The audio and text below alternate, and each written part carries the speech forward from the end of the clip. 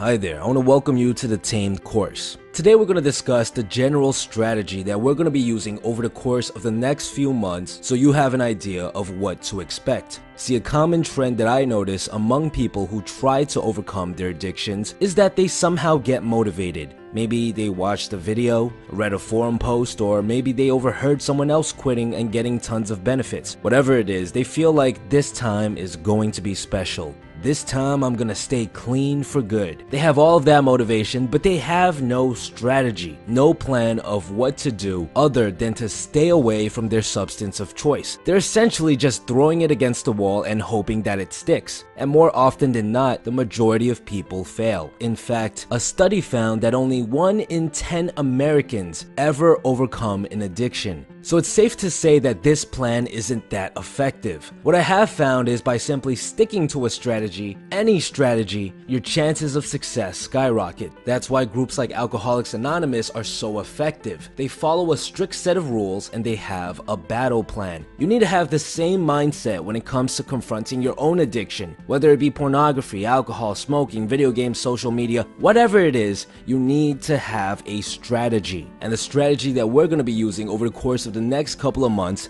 is one that I found to be particularly effective. It's a strategy that I teach to a lot of the people that I coach. It's a strategy that works if you can follow it. So by now, all of you are probably wondering, well, what is the strategy? Okay, so here it is. Instead of focusing all of your energy on not doing your bad habit, focus all of your energy instead on building good ones. And by doing so, you slowly transform your life into a lifestyle where your substance of choice doesn't even seem that appealing. This means that the majority of this course will focus on how to build good habits. There will be many videos on how habits work, how they're formed, how do you make sure that they are embedded into your brain for good. Then there will be videos on willpower and self-discipline, which give you the resources you need to start building these habits. Then we're going to talk about how you can change your environment, both your physical and your social environment, so that you live in an optimized place where building habits is easier than normal. And after you're done learning all of this stuff, it's then up to you to actually take action. Follow the things that you've learned and start building these good habits. And slowly over time, as you start drilling good habits into your life, you'll find that things like pornography and drugs will be less appealing. Now, why is this strategy so effective? Well, it really comes down to how habits work. We're going to dive deeper into this concept later on in the course,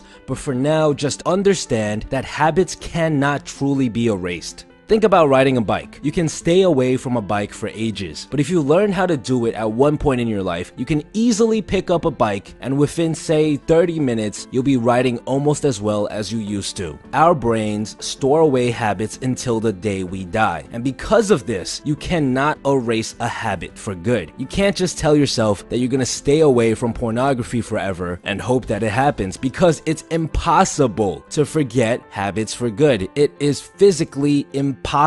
Not gonna happen. But what research has found is that you can alter these habits. And what do I mean by this? Well, let's say that you're someone who turns to social media or smoking whenever you feel bored. You can alter this habit and replace the action you take when you feel bored. So instead of going on Snapchat or Facebook, it is possible to train yourself to read a book or go to the gym instead. This applies to those of you with a pornography addiction as well. If you can alter your habit of watching pornography by finding something that is also pleasurable to take its place, you can change the way that your mind works. Instead of reaching out to porn whenever you feel a certain way, you'll find yourself reaching out to other things or people or experiences. And if you can somehow get yourself to start reaching out to habits that are beneficial for you, habits that make you healthier, happier, wealthier, then we'll have solved the real problem.